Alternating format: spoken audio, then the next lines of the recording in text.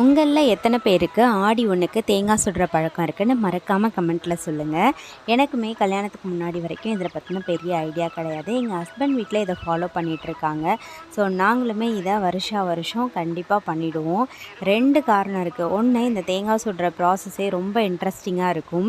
இந்த தேங்காயோட நாரெல்லாம் தேய்ச்சிட்டு அதிலேருந்து தண்ணியை வெளியில் எடுத்து உள்ள ஸ்டஃபிங்லாம் வச்சு மறுபடியும் அந்த தண்ணியை ஊற்றி இந்த குச்சி அதில் ஃபிக்ஸ் பண்ணிவிட்டு அதை நெருப்பில் காட்டணும். இதுதான் ஊர்லலாம் அழிஞ்சி குச்சி அப்படின்னு சந்தையில் கிடைக்குமோ, அதை வாங்கிட்டு ஈஸியாக அதில் வச்சோம் அப்படின்னா ஃபிக்ஸ் ஆகிடும். இங்கே எங்களுக்கு மூங்கில் குச்சி தான் கிடச்சிது.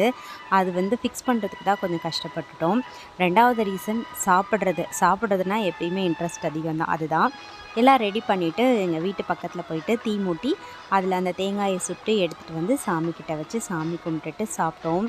டேஸ்ட்டு வேறு லெவலில் அடிப்பொலியாக இருந்துச்சு. இதோட லாங் வீடியோ இன்றைக்கி ஷேர் பண்ணுறேன். கண்டிப்பாக செக் பண்ணி பாருங்கள். ரொம்ப இன்ட்ரெஸ்டிங்காக இருக்கும்.